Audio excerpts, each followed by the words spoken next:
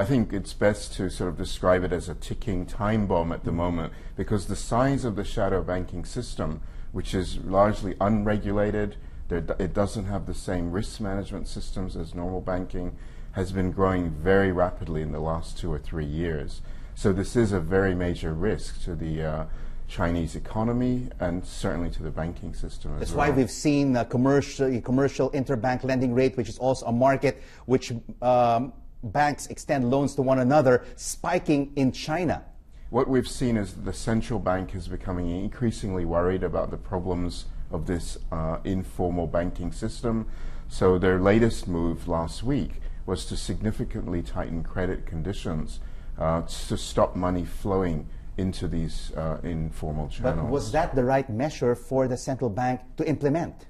There's a lot of dangers in such drastic steps, because by closing the flow of credit to the financial system, they risk plunging the Chinese economy into a more severe downturn at a time when the economy is slowing anyway. So that's why there's great concern around Asia-Pacific financial markets and global financial markets that this slowdown will have global transmission effects. If you were to advise the central bank, what would have been the best option? Yeah, I think the central bank has already been taking important steps towards improving regulation of the informal banking sector, and I think that in the end is the key solution.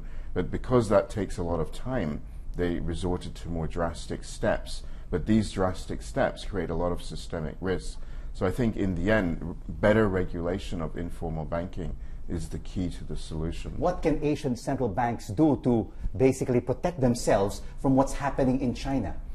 Well, right now they're facing a double whammy from the Fed and from the PBOC. So it's a very difficult time for other Asian central banks. So I think basically at the moment they're going to have to stay in a situation of relatively easing monetary policy and making sure that liquidity conditions are adequate in their own financial systems.